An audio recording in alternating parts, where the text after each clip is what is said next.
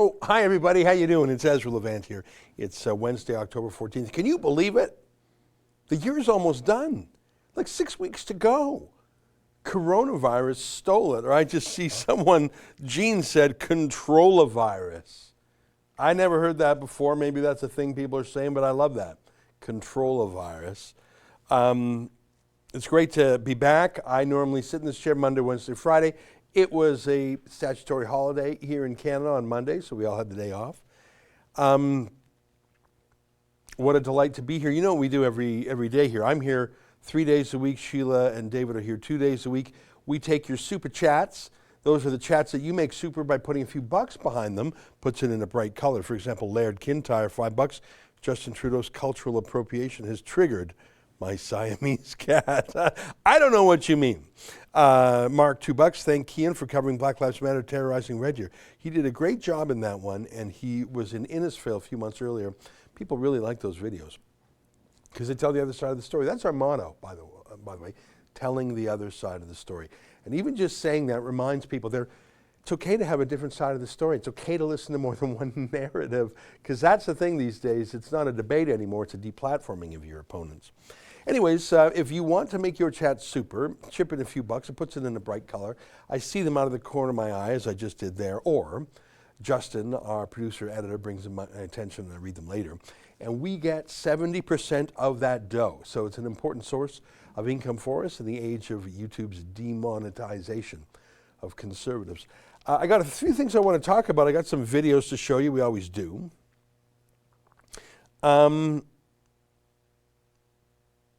I want to show you some vids. I want to tell you some news. But I want to tell you a few anecdotes. I'll start with one of them from the long weekend. So you've probably seen these buttons. I know David wears it all the time. They just say, I am exempt. And they have a link to our website, maskexemption.ca. And they're made in Ontario, I should tell you. In fact, I think they're stamped to that effect. Maybe not this batch here. But they're made in Ontario. They're not made in China. And I don't wear it around most of the time because I don't go to places where they need masks. I just, I go home, I go to work, But occasionally I go out and about, and I just put this on my lapel. So I was out in the Kawarthas on the weekend. That's a lake area in Ontario, and the missus says go get some groceries. I normally don't get groceries. I hate the mask thing. So I pop this on, and I go in the Sobeys in Fenelon Falls. Everyone's wearing a mask. I'm not. And not a single person not only bothers me, not a single person even looks at me funny. It's just, I felt free. And no one was making a fuss. And I did my shopping, and I bantered a bit. Hey, sir, can you tell me where the lighter fluid is? I said to one guy, I said, I was chatting back. No one even had it wasn't a thing. And that's just an anecdote. But here's my move I want to tell you about. Here's what I want to tell you about. I was wearing a little vest. I had this one on the outside, but I had an extra one in my pocket. Because I thought to myself, if someone's going to come up to me and make a fuss about my I am exempt button, they might be a scold who is like we used to use the phrase health Nazi. I don't like abusing the word Nazi, but by the way, the Nazis did have, can you Google this? Here's a word I haven't used in 10 years. Gesundheitsführer. What's that? It sounds like a sneeze. The Nazis were deep into public health. They had this huge campaign against smoking. Really, the first anti-smoking campaign was the Nazis. Hitler, of course, was a vegetarian, a bit of a health freak in certain ways, which is ironic. So they had all these Nazi logos. Your state, your body belongs to the state. So that goes. So there really is a thing called a health Nazi. Gesundheit, I think I'm remembering that right. It's been 10, 20 years since I remembered that. In fact, there's a book called The Nazi War on Cancer, which I read.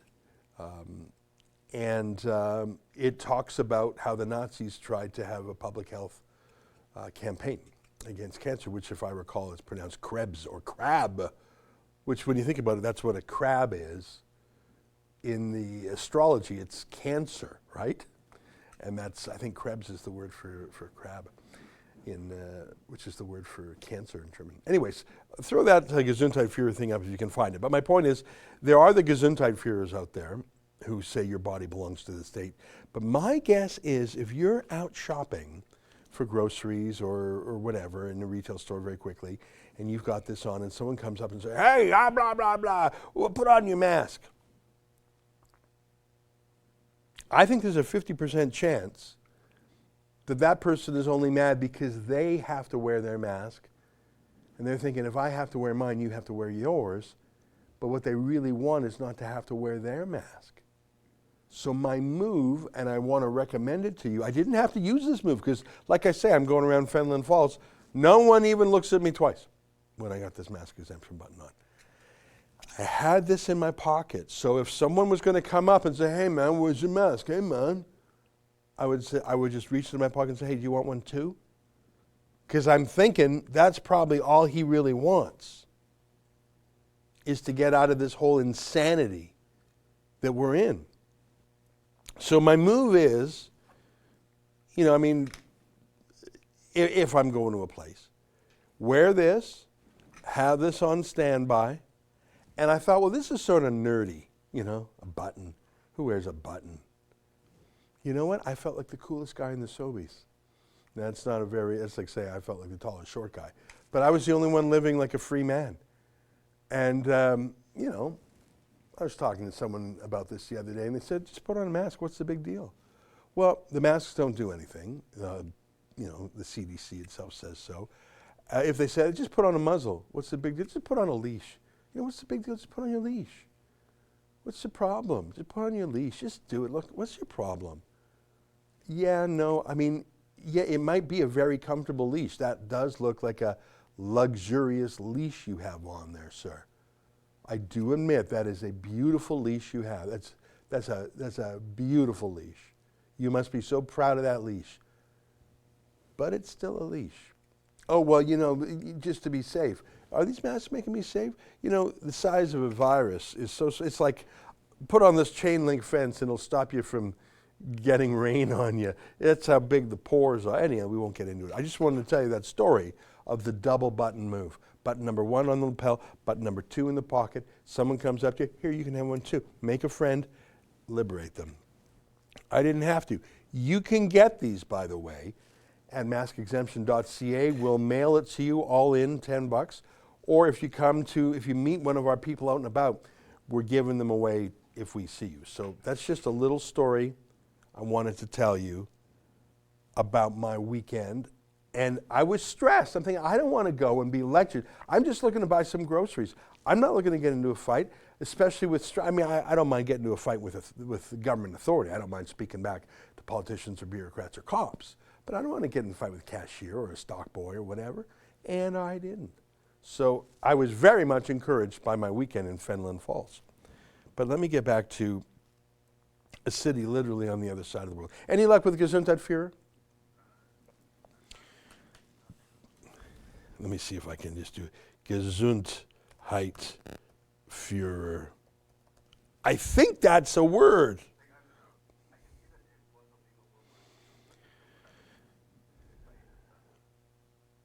Okay, maybe it's a Gesundheit something else. Maybe und Führer zur Gesundheit. Der Hausarzt und Führer. All right, I'll do some more work in it. Can you find me something? I bet you can find it quickly. The Nazi War on Cancer. I should dig into that book. Again, it's been 15 years since I read that book at least. The Nazis were the big ones who invented this concept of public health. Yeah, the Nazi War on Cancer. Can you pump that up a little bit there? Who wrote that thing again? Robert Proctor.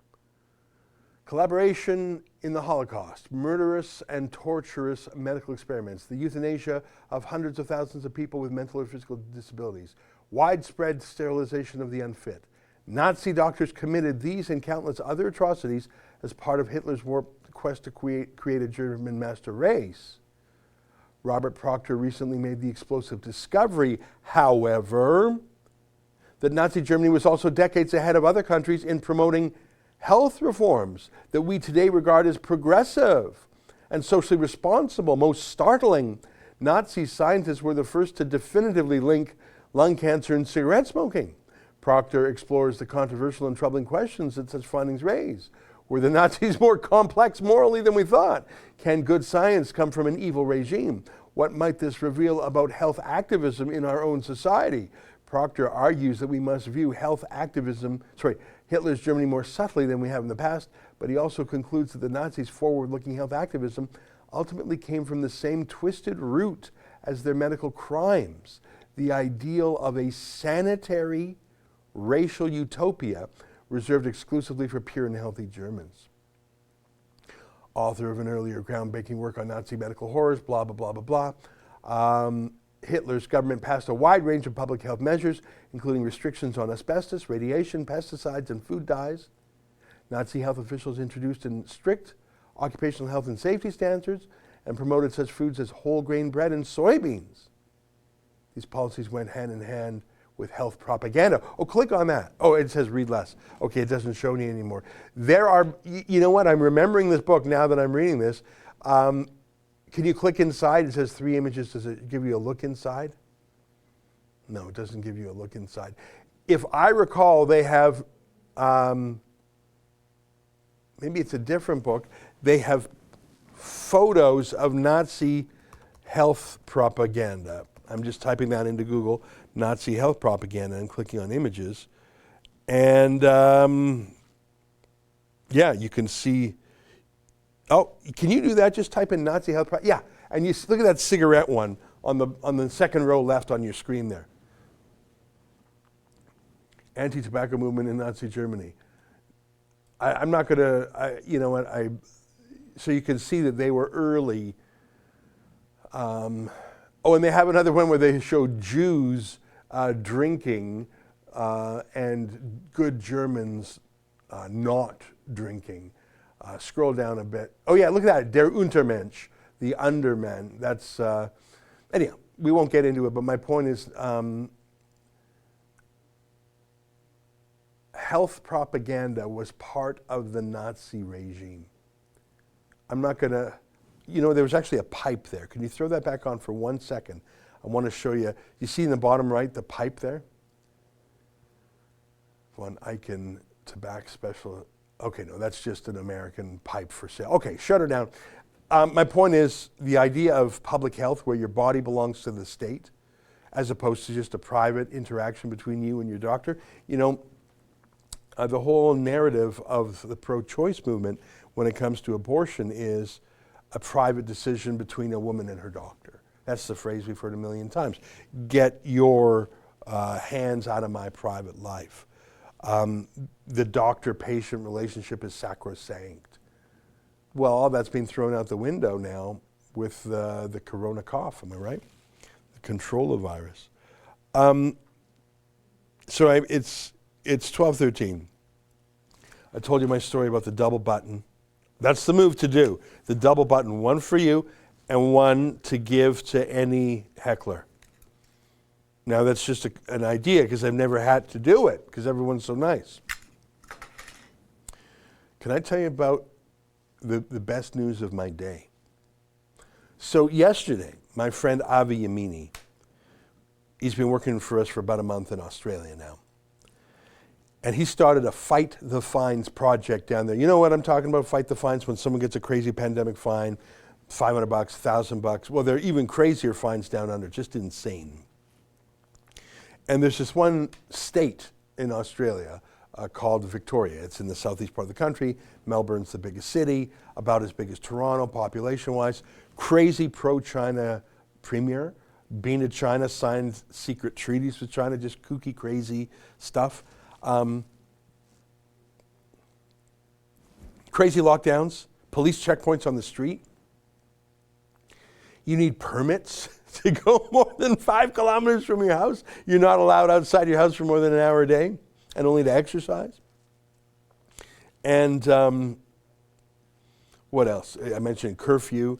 And so they've given out like 23,000, 25,000 fines. And these aren't little fines.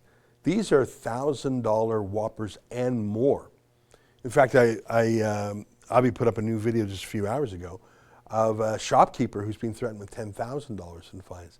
So we've been taking these cases, and they're very heartbreaking cases. Who could afford $10,000 or $1,000? Who could afford $100 in fines these days for stupid things?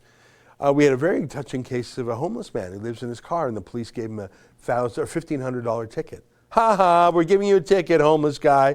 Why don't you just throw rocks at him, you fools? So they gave a ticket to a homeless guy because he's out past curfew. Yeah, he doesn't have a house, mate. That's why he's called homeless. I've covered these stories, and we were talking to him, talking to the lawyers. And someone came up with the idea of, well, look, instead of challenging 25,000 cases, you can't take 25,000 cases. It's ridiculous.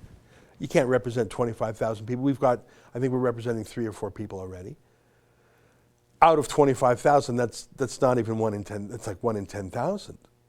But what if we could strike down a portion of the law itself, so that we would actually, by doing so, it would be like killing the main power. Like it would be like you're in a house with 1,000 light bulbs. Turn off all the light bulbs.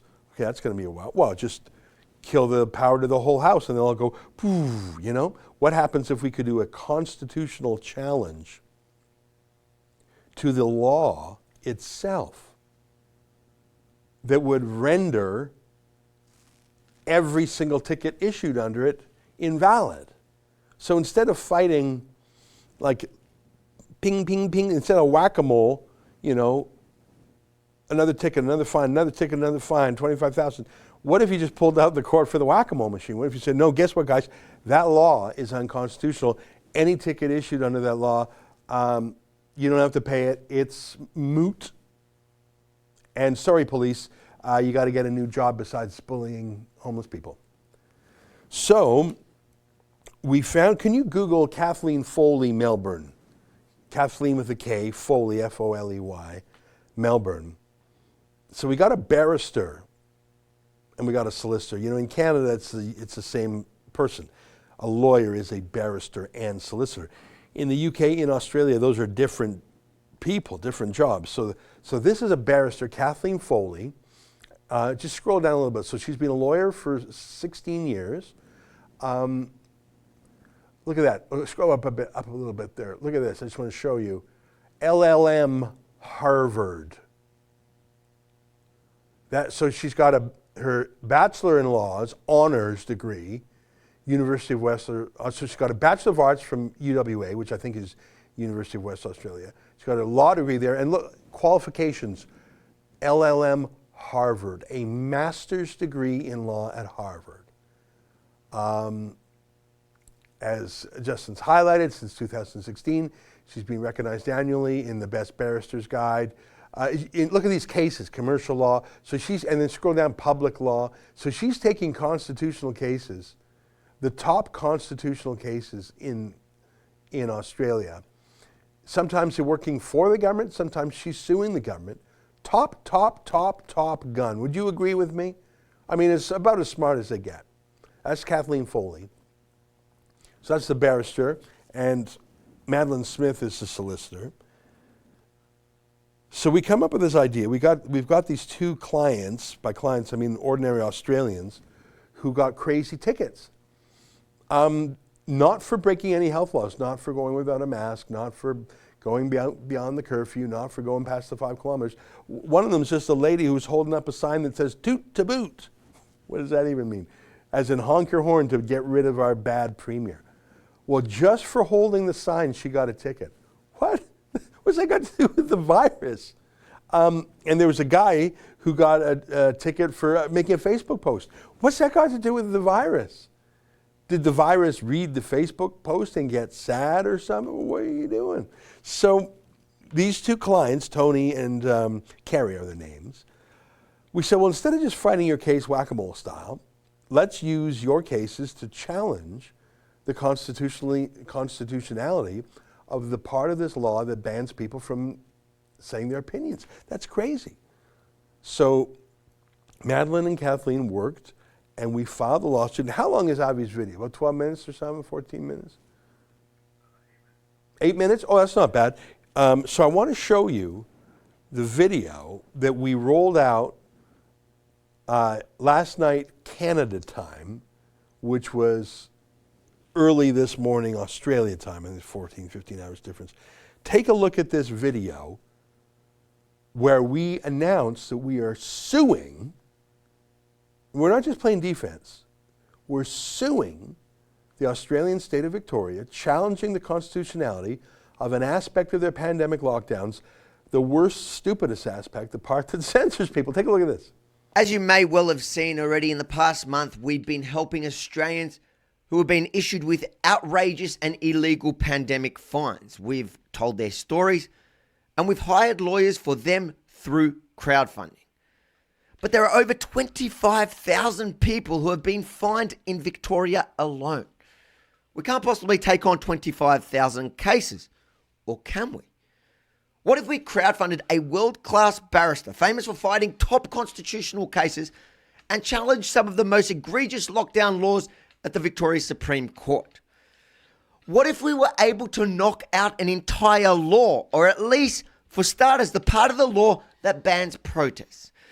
Banning protests is the kind of thing you see in China, not Australia. Surely banning political communication is unconstitutional. It has nothing to do with public health. Well, we're about to find out, because that's exactly what we're doing. Today we filed a blockbuster lawsuit urgently challenging Dan Andrews' China-style censorship enforcement. And we've hired one of the best constitutional lawyers in Victoria to do it. Kathleen Foley, who has taken on many high-profile constitutional cases before. You can read the entire lawsuit yourself at savevictoria.com.au, and I really recommend you do. The lawsuit is being put before the courts urgently because there are major protests planned for the 23rd of October. We need everyone to know, the police, the protesters, and the media, is it still legal in Australia to peacefully and lawfully protest? Make no mistake, this case will have national ramifications. And once and for all, the courts will draw a line in the sand regarding our rights as Australians to free speech and protest. There's a lot at stake here. Our case today, filed in the Supreme Court, has two plaintiffs, Tony Pecora and Kerry Cottrell, who were given massive fines for merely expressing their disagreement to Dan Andrews' lockdown. Kerry was out for a walk all by herself, but because she was carrying this sign, police swarmed her and gave her a massive ticket. What has that got to do with public health? The charges against Tony couldn't be more political. He was actually arrested and charged in early September for inciting a protest against the lockdown. To this day, Tony's bail conditions ban him from using social media. Again, what's that got to do with the virus? Do you see what I mean? The same thing happened to Zoe Buller, the pregnant mum, I'm sure you remember, in Ballarat, who had the police burst into her home and handcuff her simply for making a Facebook post. That's not Australian. And we need the Supreme Court to remind a lot of people of that. Both Tony and Kerry have entirely different stories that we'll share in depth later this week. The important thing right now is that they prove the same thing. The state is illegally trampling on our rights. And by backing their cases, we have the standing to challenge the entire censorship provision of the law for everyone. As I said, this case is a game changer. See for yourself. I encourage you to read the entire lawsuit at savevictoria.com.au right now. Tony and Kerry are ready to fight, and so am I, and so are their top lawyers. But we need one more thing. We need you. We need your help to crowdfund this project at savevictoria.com.au, because to get this off the ground costs approximately $60,000. It's the perfect test case with the top legal team, including the outstanding criminal lawyer Madeline Smith and the extremely impressive constitutional barrister Kathleen Foley. All we need is your help to crowdfund this fight for our freedom. Every cent counts, so if you can invest $5, $50, $500, $5,000, your donation will not only pave the way to freeing Victoria, but in fact the entire country. I'm not exaggerating, am I, Madeline? This is a huge deal, isn't it? This is a case that has potential implications for all Australians, regardless of where they fall on the political spectrum. You don't have to agree with Kerry or Tony to understand the importance of the argument that they're putting before the court. So, in layman's terms, we're not all lawyers like you. What is this case actually about? So the plaintiffs, Kerry and Tony, are seeking a declaration from the court that the stay-at-home directions that currently apply throughout Melbourne are unlawful to the extent that they place a blanket ban on leaving your home to engage in political communication.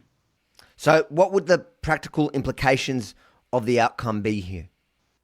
Well, at the moment, Victoria Police take the view that leaving your home for one of the 4 permitted activities is nonetheless an offence if you're also intending to express your political opinion whilst doing so. So the practical implication is that of a declaration is that people like Kerry and Tony who want to express in public their political opinion within the bounds of the law can do so without the threat and fear of police action. Okay, so both Kerry and Tony are Melburnians. So what would this have any implication for non-Victorians, for people around the country? Well, the case is, the argument is founded on the freedom of political communication, which is implied in the Australian Constitution, and that's a document that exists for the protection of all Australians. So I'm someone this sounds really exciting, and I'm excited for a good fight, but are you really confident in this case? Well, we think it's a strong case, and we think that the Constitution's on Kerry and Tony's side. Now, is this going to take forever? What are you expecting this? How long are you expecting this to play out? Well, this is a case that has some fairly serious, fairly wide-reaching consequences, and we think that there is an element of urgency to it, and we're asking the court to acknowledge that and grant an expedited hearing. Now, I took a look at the barrister, Kathleen Foley, that we've got on this case. Now, she looks really impressive. Is she really as good as she looks? Kathleen's exceptional. She's incredibly astute when it comes to this area of law. It's a specialised area of law. She's the right person to lead this fight, and we're incredibly lucky to have her. Thank you so much, Madeline. Thank you for taking the time to explain it to us here. We look forward to winning this critical case for the nation with your help, hopefully. Thank you so much. Thank you. So if you're able and you're willing to pitch into what will inevitably be a very expensive battle, please go to savevictoria.com.au now. Like I said, every cent helps. And make sure to share the campaign, because together we can win back our freedoms. We have the perfect plaintiffs and legal team who will fight for all of our sake. We just need some of your financial support, because we're up against a state that has unlimited funds and will stop at nothing to illegally hold on to our freedoms for as long as they possibly can. So we need you now at savevictoria.com.au. Donate and share and watch this space. Isn't he good? He's so good. Oh, he really gets what we do here. And Madeline's great. I've gotten to know her a little bit over the last few weeks. She's enthusiastic about the battle.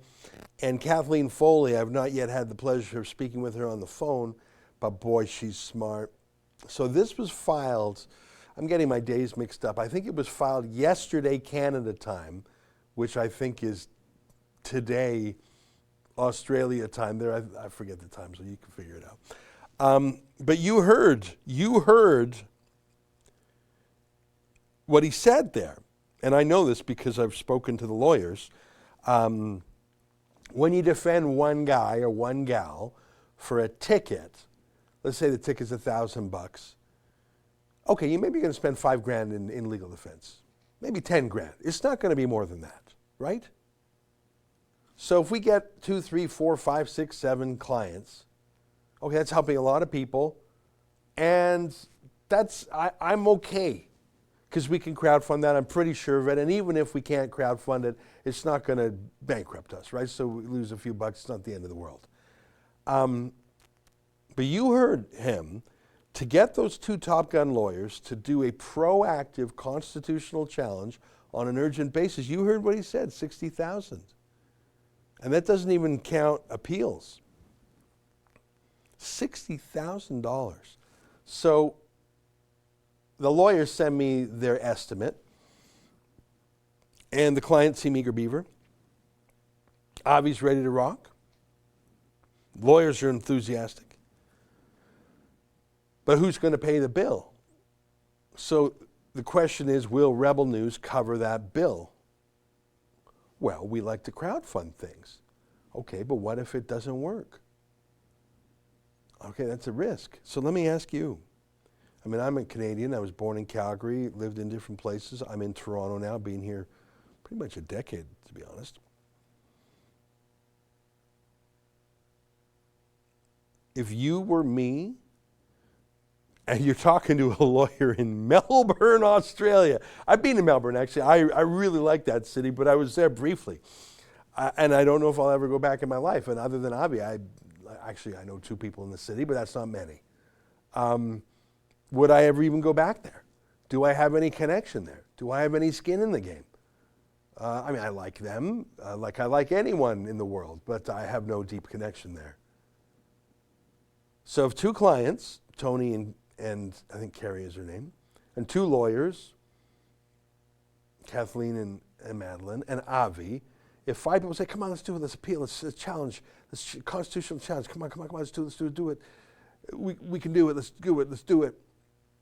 Just say yes to 60 grand. All right, I'm in Toronto.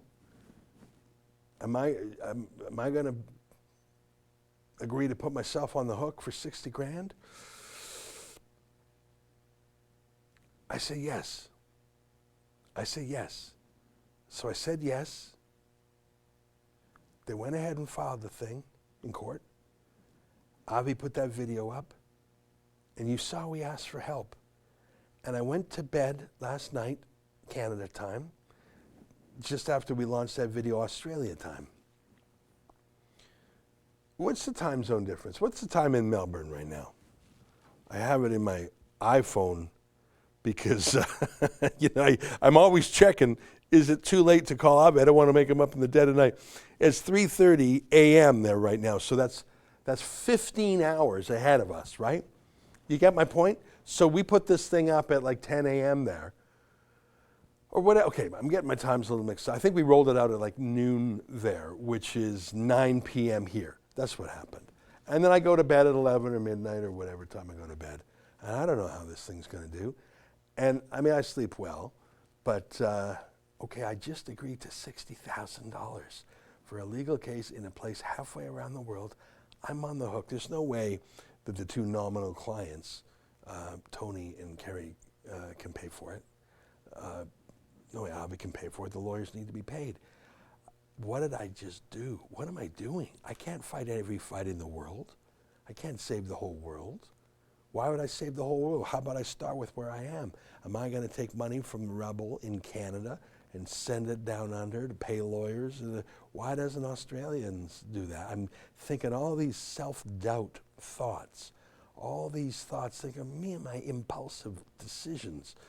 What have I done? I mean, what did I do? I mean, I know it's the right thing, but yeah, you and what bank account, buddy? So I go to bed, and I wake up, and I was doing other things this morning, take the kids to school, and I have a whole fishing story that I won't get into because I don't have time, but it involved fish and fishing, okay? So I'm late, so I do the conference. I start the conference call. Every morning we have a conference call at 10 a.m., so I do it on my phone. I'm driving in to work, and I'm on the Skype call going to work. Normally I'm in the office, but I had this fishing thing to do. And so I arrive, and I'm just, and can you call up SaveVictoria.com? And would you look at that? I did not know this till I came into the office 5 minutes late this morning. That overnight, it hasn't even been 24 hours. God bless them. Australians chipped in $53,452.91 overnight. And there I am thinking, oh, brother, am I out 60 large just because I can't say no to a Sob story. Would you look at that? Would you look at that? I did not know that. I mean, normally I check these things, but I had this fishing thing. So Justin's chuckling because he knows that's code for I was eating fish. I'll tell you the fishing story later. Did I ever send you the video of me feeding the eagle? Okay, I'm going to send you. People say, Ezra, fishing, what are you talking about? I'm going to show people the fishing story. Once in a while I go fishing, and Neptune himself is not such a master of the sea as am I. And I'll prove it to you, but that's a story for another day. The story for today is, I took a good risk on a good guy, Avi Yamini, 2 good-hearted plaintiffs, 2 enthusiastic, smart lawyers, and the people of Australia. I said, I am willing to backstop a $60,000 legal expense, and I went to bed slightly scared, and I woke up, and Australia said yes, and my hope is restored. First of all, I'm relieved. Click refresh. Has that gone up since we spoke last? Hopefully. Well, we'll get to 60,000 for sure. If we got 53,000, it went up $20 since we. My point is, I was nervous, but one of the things we do here at Rebel News is we take good risks. We take good risks. I thought it's a good risk to do. I'll do it. I'm sure enough that Australians have come through that I'm willing to guarantee the 60 large, which is crazy. And I obviously don't talk to my wife before I make these decisions, because otherwise nothing would ever happen here. She would say, Ezra, well, she doesn't talk like that, but that's how I hear it. Like she speaks in the Queen's, what's that? It doesn't say stop digging. The Brits have so many accents. One's called receive pronunciation. And then there's, what's the higher class? The fancy pants, the royal. So my wife speaks like that, but I hear, Ezra, I hear Fran Drescher. I hear Gilbert Gottlieb. Hello, my wife speaks a little bit like this. Ezra. But in my ear, it's Ezra. It's like that.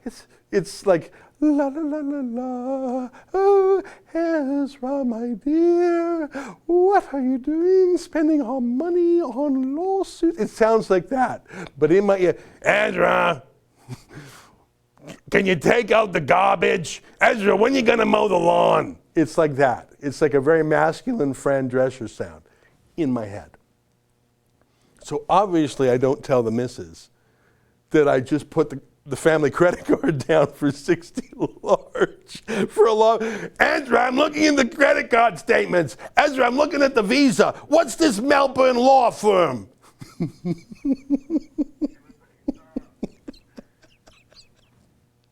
She doesn't talk like that, by the way. I'm just hamming it up. But obviously I don't run by any of my financial decisions by the missus, because otherwise nothing would get done here. She'd be saying, what? The number one response would be, what? So cabinet ministers are presented documents by their civil servants, and it usually says yes, no, or more information. So if I were to send a proposal to the missus, here's my proposal, $60,000, hiring top lawyers, sue the constitutionality, that would be yes, no, and what? There would be 3 boxes. So excuse me, madam, your husband has brought a proposal to take the family savings. The proposal is to spend $60,000 in Australia. Do you check yes or no? And then, of course, she would just say, well, okay, I think I've beaten that joke to death. But the point is, imagine my jubilation when I walk in this morning and I'm shocked and surprised so pleasantly to see that Australia indeed wants to be free, and that we didn't actually have to chip in from Canada, that Australians themselves are funding the lawsuit that will free them. I find that incredibly meaningful, because all they needed was a catalyst, a seed crystal, to get it started. Avi's there. Avi's a Melburnian. The clients are there. The lawyers are there. They just needed someone to put these pieces of the puzzle together. And we did that, and they did. You know what? You know that phrase? Where's that phrase from? Give us the tools and we'll finish the job. That's a Churchill speech. I was going to say that's what he said, I think, to... a lot of people think don't go. When Churchill was... I knew it wasn't from the Bible. I get my quotes mixed up sometimes. But before the United States joined the war, I think that's when he gave the speech, Britain said to Roosevelt, give us the tools and we'll finish the job. I think that's who he said that to. I feel great about that, don't you? Give us the tools. All right. I won't go down that rabbit hole. Thank you, though. And you know what this makes me think? We just hit 53,500. You know what this makes me think? This makes me think other places in the world simply want a way to fight back. They want someone to find the clients, to find the lawyers, to tell the story journalistically, to pull it all together, to manage it. It takes some effort to manage it. Our general counsel, Aaron Rosenberg, who you've met before, he's helping. There's a lot of lawyers involved. I don't have time to oversee all of them. And then to crowdfund it. That's a puzzle. It's like 5 pieces of the puzzle. And if you have 4 of them, you might be okay, but you probably need all 5 of them. You need the court of public opinion and the court of law and the management and the clients and the crowdfunding. You need all those pieces. And here's why I'm excited. First of all, I'm excited because I don't have to explain to the missus where the missing 60 grand went to. And there's no good alibi on that. There's no good excuse. Like, just try and think of a good, where's the 60 grand? Nothing you can come up with works. You see, it's our anniversary's coming up. No, Ezra, that was actually last month and you forgot about it. Yeah, well, I'm just getting ready for next year's anniversary. There's no good excuse for where did the 60 grand go. Actually, they're all worse than the actual answer. So instead of worrying about where am I going to get the 60 grand from, and it's not all about the money, but I'm telling you the risk. Is it worth taking the risk? And the reason I give you this news, besides the fact that it makes me feel better, and we just went up to 53,527, is that would you agree with me? I'm going to stop joking around. I don't know why I spent so much time joking around there. Sorry about that. Would you agree with me that if it can work in Melbourne, Australia, which is granted, it's the worst in the world there, that maybe it could work in Toronto, maybe it could work in Vancouver, maybe it could work in Montreal, maybe it could work in New York. Would you agree with me that it could work elsewhere? Now, one of the reasons it's working in the state of Victoria in Australia is because it really has the worst lockdown in the world. But could it work elsewhere? In Toronto, they just have a second wave of lockdowns now. New York is just destroying its beautiful restaurant industry. We're facing challenges in Saskatchewan. We have an event that the government won't let us hold. So if a smart, well-lawyered case in Melbourne has the support of the people to crowdfund it, maybe we should do more of these, is what I'm saying. That's why I'm exuberant. I'm exuberant because I'm off the hook for the 60 Lodge, but I'm also exuberant because this is a proof of concept. Do you know what I mean by that? It's a test case. Can Australia, if it has a good project, cover it? Yes, it can. That's crowdfunding at its best. That's citizen journalism and crowdfunding at its best. Would you agree with me? I'm just saying these are the things that make me proud to be a rebel, proud of our company. And the fact that we can do this across the world is quite something. All right, I'm going to catch up on the Super Chats. It's 12:44. If I could have a time machine, I'd go back and cut out about 90% of those little jokes that I told. Luckily, the wife never watches the show, so there's no chance, and none of her friends do, so there is absolutely no chance she will see any of the comments I mentioned here. In fact, I could just let all the dirty laundry out. I could just get it all out, just really unburden myself. I could tell stories of how we met. I could tell stories of how we got hitched. God knows I've told those stories enough in the office. I could tell you the story of how we got engaged, and I could tell it truthfully, which is an awful story. I could embellish it, which is my favorite way to tell it. I probably told that story 6 times to Justin, and each time it's a little different. Each time you say, hang on, that's not, what's that new part? There's a new person in this version of the story. This is in a different place. Well, that's the fun of telling a story. It becomes your favorite story, and you tell it differently every time you try out variations on a theme. So I could do that with 0 risk of it coming back. It's as if she doesn't speak English and I'm making jokes in English, and then I switch to another language. Honey, I was just saying how wonderful you look today. Spasiba.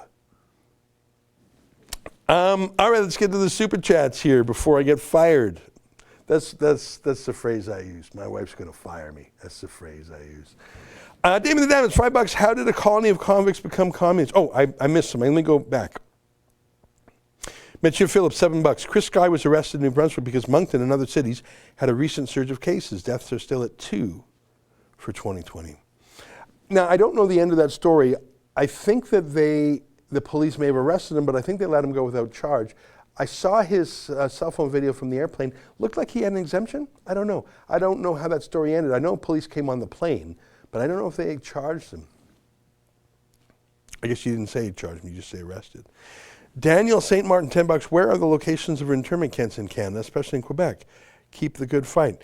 Well, 2 things on that. That is not a conspiracy theory. That is a conspiracy fact. We know that from 2 sources. First of all, we know that because the federal government has put out a request for proposals for companies to bid on quarantine facilities. Randy Hillier mentioned that in the Ontario Provincial Parliament. Second of all, in a press conference, Quebec's public health officials have talked about a facility where they quarantine people. In that case, someone who kept going to bars. So they put them in a quarantine lockdown in a facility, so a quarantine prison. But you're right, I think we should find out where they are. Okay, I'm caught up a little bit. Damon Damage, $5. How did a colony of convicts become communist? Well, that's what I don't understand. And how did the country of Churchill and Thatcher and, Scotland's part of the United Kingdom, that's the united part. How did, Braveheart, how did the United Kingdom become so submissive, docile, and compliant? I do not know. Mike Nichols, $35. Thanks, Mike. Mike Nichols, another $28. Mike, that's very nice. Says, this is my second super chat. The first time I forgot to say how much I appreciate everything Rebel does to protect freedom. Mike, that is very nice of you. And everyone on the team here participates. For every person on TV, there's actually 2 people behind the scenes. Whether it's web editors or cameramen or video editors, our accountant, as you can see, lots of lawyers, researchers. So there's about 24 of us, and everyone feels like they're part of the mission, I think. At least people work at a job for different reasons. Some of them are personal reasons, some are just very, regular reasons, like I need to pay rent. But I like to think that part of the reason to work in the Rebel is you believe in the mission. Eric Parton in $5. Aussie risk? No, it's faith. Cast your bread upon waters, you will find it after many days. Ecclesiastes 11:1. I see what you're saying.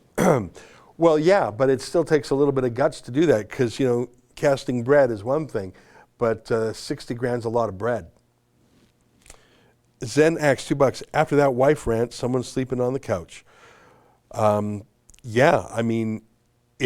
If there was a risk that she was actually watching this, that might be true. But I'm going to come home and just, I'm not going to mention the 60 grand. No one, please do me a favor. Nobody mentioned the 60 grand to the missus. And she just won't watch the show. We know that. So I'm clear sailing, my friends. This is like a private chat. This is almost as private as a confessional, going to confession in church. That's how Like, this is locked in a box.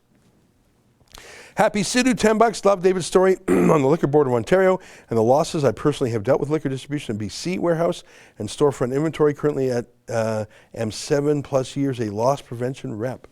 Yeah, it's absolute madness. They just let people walk out of the liquor store with like the exquisitely expensive bottles. It's insane. Even the cheap bottles, it's still insane.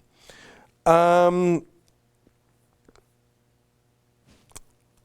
have a note here about a video that premiered this morning.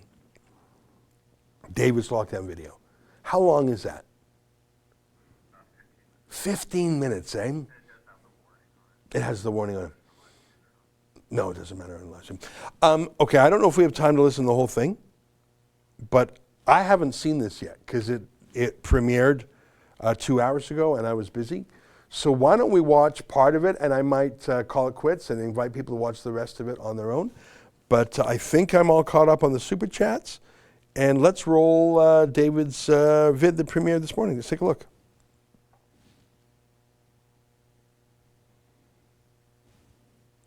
If they gave me a real fine with my real name on it, I would take it to court and I would file multiple charter challenges, and they would have to show demonstrable justification for violating those charter rights. And they don't have it. Cases do not equal justification. Deaths, hospitalization, sure. We don't have any of those. I can't believe that watching what happened in the last shutdown and seeing over 250,000 businesses closed forever, and now we're going to do this again to our economy.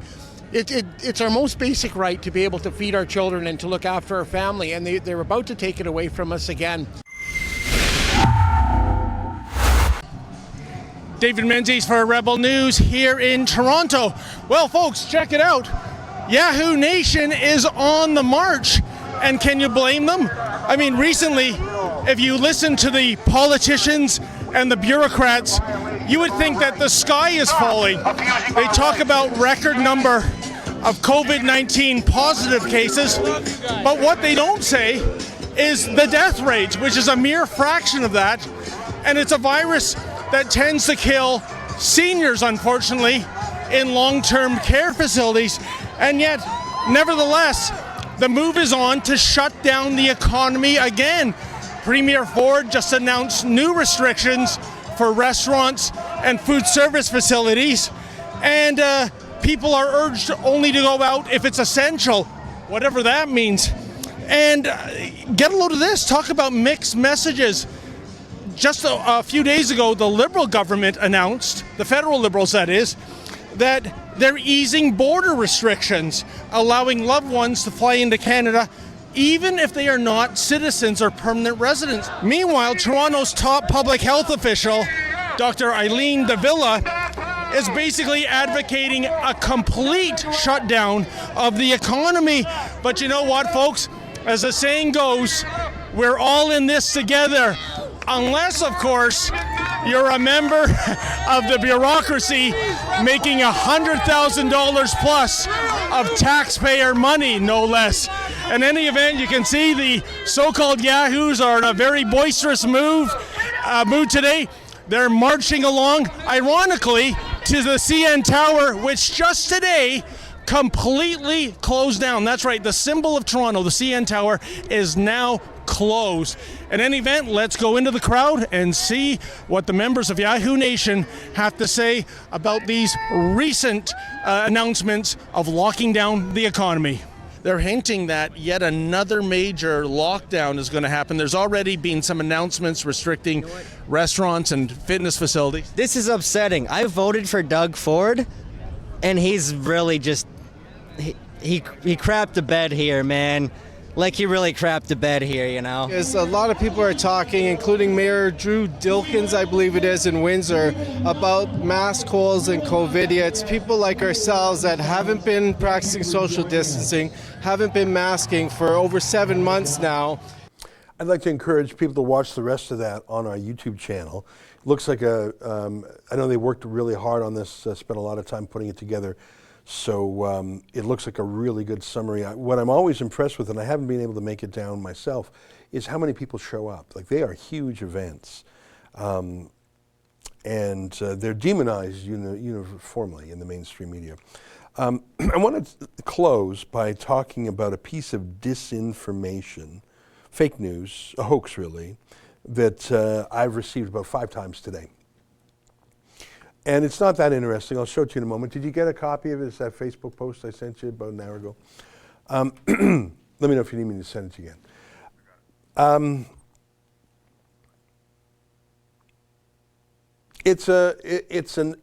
It purports to be an anonymous letter from a Liberal Party insider on a Liberal Party committee who has the inside scoop on what Justin Trudeau is planning. And it's designed to inflame the suspicions of skeptics. It's not well done. The language used is not the language, not the voice, the rhetoric, the vocabulary, the style that someone on the Liberal Party committee would use. It's just, it's unsigned, it's anonymous. And mainly, it just is not substantively true. Most of the lockdowns in Canada have come at the local level, the health authority level, the provincial level. Like, who's shutting, like we just heard David talking about who's shutting down the restaurants in Toronto. It's not Justin Trudeau. It's John Tory, Doug Ford, or the health officers of the province or the city. Who's shutting down Quebec? It's Premier Legault and his health minister and his health officer. So, but I want to show, did you have it there? So this needs to go viral. Forward, LPC strategic committee leak from LPC leaker at protonmail.com. Dear removed, I want to provide you some very important information. I'm a committee member within the Liberal Party of Canada. I sit within several committee groups, but the information I am providing is originating from the Strategic Planning Committee, which is steered by the PMO. I need to start off by saying that I'm not happy doing this, but I have to, as a Canadian, and more importantly, as a parent who wants a better future. Like, it's just BS, but let's skip down. The roadmap was set out by the PMO and is as follows. Phase in secondary lockdown restrictions on a rolling basis, starting with major metropolitan areas first and expanding outward, expected by November 2020. Rush the acquisition of or construction of isolation facilities across every province and territory, expected by December 2020. Daily new, like, it just goes on. And the language and the style and it's clearly a hoax. Along with that provided roadmap, the Strategic Planning Committee was asked to design an effective way of transitioning Canadians to meet an unprecedented economic endeavor, blah, blah, blah. You know, and I don't even want to read the rest of this, but I have, you know, and vaccinations are in there, and it just goes on, and all the touchstones. All I know is that I don't like it, and I think it's going to place Canadians into a dark future. So this has been shared. I've received this so many ways. It is obviously a hoax. I'm not going to go through it and give you the 10 reasons why it's a hoax. But why have 5 people send it to me, including people who I regard as fairly thoughtful? And the answer is because no one trusts the establishment anymore. No one trusts the establishment media, the CBC, the Toronto Star. No one trusts even Parliament anymore. It's effectively shut down. Even the official opposition. Show me the last time the Conservative Party of Canada has opposed anything regarding this pandemic except some of the spending and borrowing. I haven't heard talk from them about the civil liberties aspects, but the vaccine aspects. When was the last time other institutions checked the power in this country? Where are all the law professors signing their group letters? Where are the civil liberties groups filing the injunctions, the applications for injunctions? Where are the civil society? Where are the elders? Where are former premiers, former prime ministers, former justice ministers? Where are people speaking out? Where are the NGOs? They're all silent. They're all silent at best, in collusion quite often. The CBC in particular, Trudeau's CBC state broadcaster, but all the media really. Like we showed David Menzies down there at the anti-pandemic lockdown rally in Toronto. The media only attends those to mock them and name call them. And this is my point about showing you that disinformation, that hoax I showed you. I don't know who wrote it. My guess is it was written by someone who wanted to rev up the skeptics. And I've got it. This is the smoking gun. This is the proof of it. But it could well have been disinformation planted by someone to see, let's see how crazy I can get the anti-mask people to go. That could just been just by a prankster or a troll. We have no idea who came up with it. But why has it been sent to me 5 times today? And I saw some of our staff are getting copies of it too. It's because people so distrust the mainstream media and the mainstream everything. Where's Aaron O'Toole? Where's Doug Ford? Where's anybody? Where's the law professors? Where's the civil liberties? Where's anybody? Where's the unions? Their people aren't working. Well, except the government unions. Where's everybody? And so skeptics, curious people who don't feel comfortable about things, they're so desperate for facts or news or criticism or the other side that they'll latch on to something as quirky as that hoax. And this is what I've said about QAnon before. I'm not a follower of QAnon, and I've explained to you why I disagree with people who follow it. But the reason people follow it is because the mainstream media is so utterly discredited and untrustworthy that people would rather trust an unsigned, anonymous hoax letter circulated on Facebook than what they read in the Toronto Star, CBC, or Globe and Mail. That's my point of showing you that today. Is that the reason why people are sharing that hoax is because it is no less credible to them than any newscast on the CBC. My friends, it's 1:02. I'm going to quickly read my super chats and I'm going to say goodbye. Do we have a dog video today? All right. Robert Fraser, $5. Hi, Ezra. You may have heard Obamagate has been fully funded. I remember the interview you had with Phelim Ackley. Yes, I did. I like Phelim. He's a good egg, and we had him on the show the other day. Michael Brace, $20. Hi, Ezra. Much respect. I'm very concerned about the internment camps. Can you please have David investigate further? We have done some work on it. I don't know if you've seen our videos, but we'll do some more. Robert Stone, $5. Can you speak on the Liberal plan to tax home equity? Well, I know that's being bandied about in the paper. I haven't read anything on it in the last few weeks.